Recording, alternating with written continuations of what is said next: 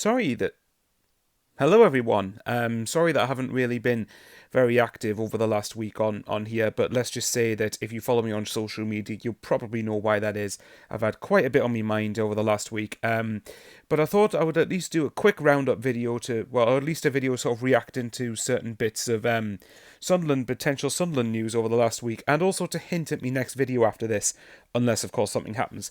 But first and foremost, thank you very much for the level of support that you guys keep showing me. It's really, really appreciated, both on YouTube and on social media. It's absolutely amazing. But yeah, let's get into it. So let's start with some of the sort of bigger news in some senses. The first one seems to be that Sunderland are possibly holding talks with former Preston midfielder Alan Browne, and this for me would be a very, very good piece of business if we managed to pull it off, because I feel like we have been needing experience in the middle of the park for probably the good part of 18 months now. And with Corey Evans departing the club this summer, we definitely need some experience.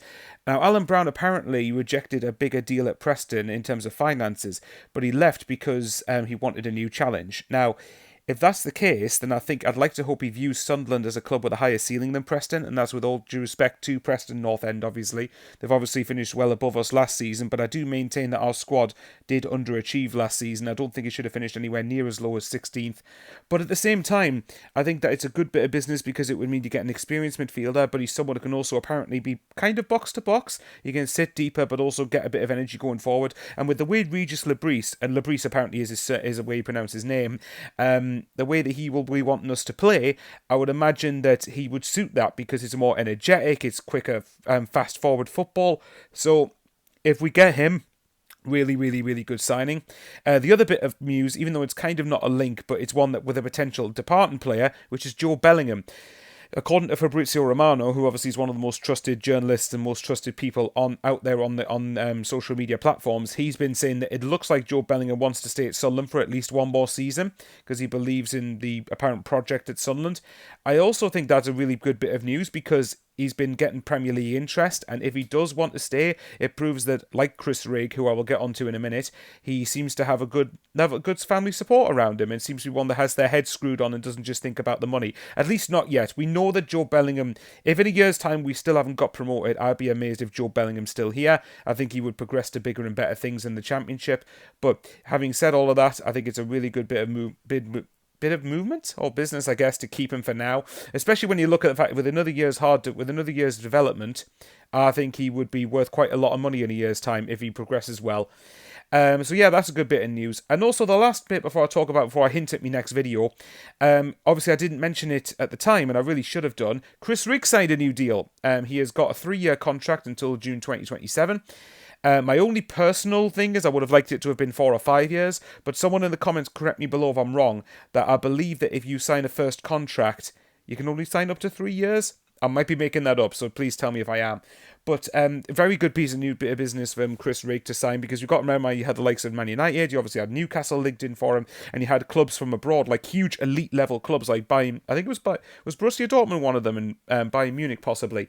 But there were some very, very, very elite level clubs. Such as, again, Man United and clubs abroad, really going in for him.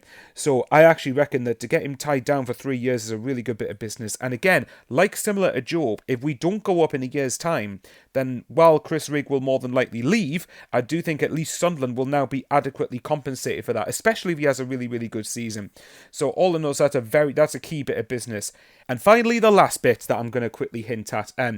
What I'm planning to do over the next, whether it's later this week or the start of next week, is to do a video about what I would do this transfer window if I was Sunderland, because we all talk about what we need and there's potential problems in the squad that need fixing. So I thought, let's do something different and let's come up with some solutions instead. And I think it'd be a fun subject to try and tackle to see what we could end up doing this particular transfer window. Now, I will rest assured that in advance, there's going to be a caveat to this. We have to have a big sale in order for the deals that I want to happen. And a lot of it might not involve spending big transfer fees. A lot of it will be involved with centering around wages.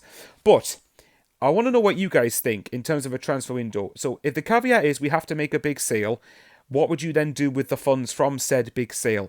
But I want to see I want to try and tackle this and see what I would personally do. Now, there won't be many options from abroad in this because my knowledge of world football is quite frankly really poor. But I think there are enough options in like this particular country that I think, and signings that would really work and I think would actually fit into what we're trying to do really, really well. And also, a lot of our better business under Christian Speakman and Stuart Harvey have been when we've signed players from this continent rather than abroad.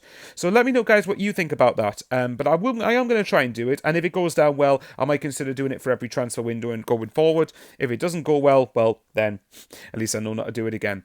But anyway, thank you very much, guys, for watching. And obviously, it would mean a lot to me if you could like and subscribe. If you're watching and you're not a regular subscriber, and of course you think I've earned it from you, then it'd be really appreciated. And yeah, let me know what you guys think about all the news mentioned in this video. Is it good? Is it bad? What do you think?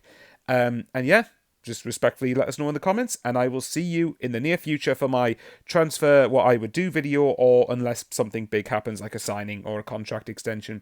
But take care, guys. Love yous all to bits, and stay safe.